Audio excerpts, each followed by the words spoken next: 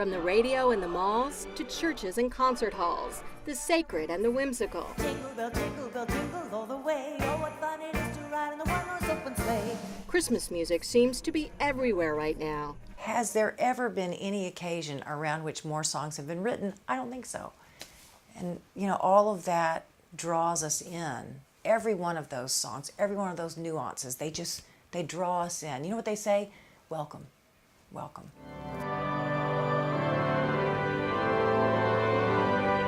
For Christians, the religious music of Christmas is central to this season in their faith. I think the songs embody the meaning of Christmas. Eileen Guenther is professor of church history at Wesley Theological Seminary in Washington, D.C. She says Christmas hymns focusing on biblical prophecies and descriptions of the birth of Jesus have been part of the church tradition for centuries. The first carols were in Latin. That was the language of the church at the time carols originated in the medieval era, and the processions would have been sung in Latin. Today, there can be tension in some churches about when to start singing Christmas music. Those that strictly adhere to the traditional church calendar would not sing carols about the birth of Jesus during the 4 weeks of Advent. They start singing those carols on Christmas Eve and for the 12 days of Christmas that follow. But some congregation members want to start earlier. They want their children to hear sacred songs, and they want them to hear them in a worship service, not just something on the radio or at home. And if you wait until Christmas and then maybe the family is traveling, they have very little chance to hear Christmas songs in a service. I really can't stand. Baby, it's cold outside. For decades, singer-songwriter Amy Grant has recorded carols and Christmas music that she has written. 5 of her songs made this year's Billboard list of top holiday songs. Grant and her husband, country star Vince Gill, do sold-out Christmas shows at Nashville's Ryman Auditorium, where they combine religious and secular music. Grant does Christmas tours with other artists as well. She says music is the fastest way for people to connect emotionally to the holiday. It calls to something deep inside of us, our collective memory and our longing and hope. And I do think music is what draws people together. Professor Guenther says for Christians, Christmas music plays several important spiritual roles. First, it helps to transmit the biblical story.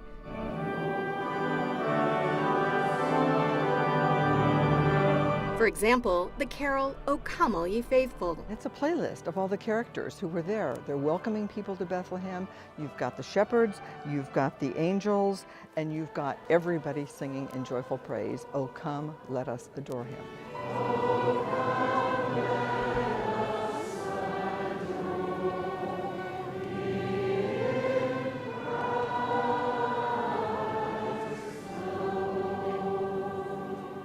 Based on her own childhood experiences, Grant agrees that music can be among the best ways to learn the Christmas story.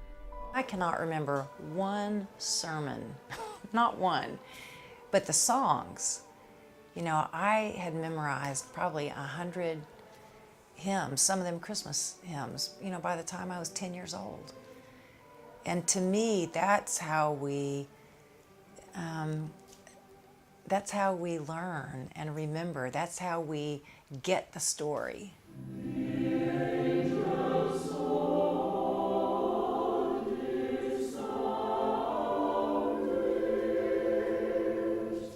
Guenther says Christmas music also helps impart important theological concepts, often without people even realizing it.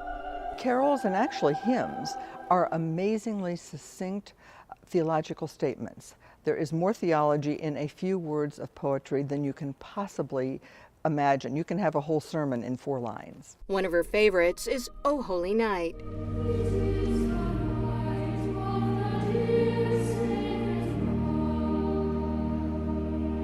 It's a beautiful melody, it's somewhat dramatic, it has kind of an interesting accompaniment, all those are good. But then look at the text, particularly the 3rd verse.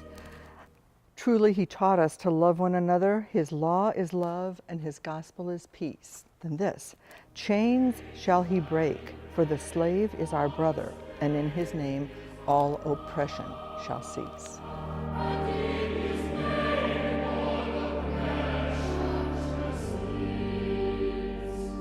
I think that is our hope, a hope of justice, a hope of this season. We talk about peace, goodwill unto all people, and this says that so succinctly and so beautifully.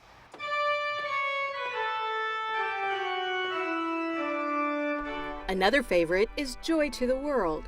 Joy to the World is a really interesting song. People think of it as a Christmas song or a Christmas carol. It actually, I hope I don't hurt anybody, but it's not. It's a paraphrase of Psalm 98 by Isaac Watts. As we sing it, it's basically a song of joy. But new Christmas carols are also being written.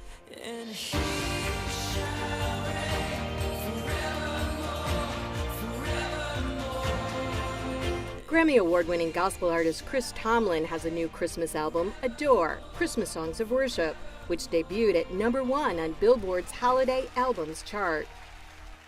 I have traveled many moonless nights. In 1992, Grant released her triple platinum album, Home for Christmas, which included the song Breath of Heaven, Mary's Song. It explored the feelings of Mary as she was pregnant with Jesus. I realized how universal it was, that we all have that feeling of nobody really knows what I'm going through. But specifically because of Mary's story, I mean, it was the first time humanity actually touched the divine, like in flesh and blood. And I wonder To Grant's surprise, the song has become a classic in its own right, often sung at church Christmas pageants. The songs that I've written come from such specific experiences in my life. And to me, the amazing thing is total strangers singing them at Christmas pageants. I'm going, wow, music is bigger than, it's certainly bigger than the people who write it. Oh, little town of Bethlehem, how still we see thee lie. Guenther says she's awed at the timelessness of carols that were written sometimes centuries ago and still feel relevant. The hopes and fears of all the years, the phrase from O Little Town of Bethlehem. I think anyone who is paying attention to the news today can really relate to that. The times are a little tricky these days, and there's a lot of anxiety and a lot of unknown. The political landscape seems to be forever changing, and I think carols have a really anchoring sense to them.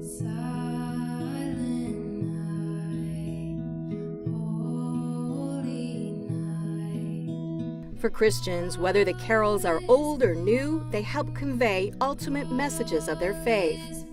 The music allows you to feel the presence of hope, the presence of Christmas. And they say that is what Christmas is all about. I'm Kim Lawton reporting.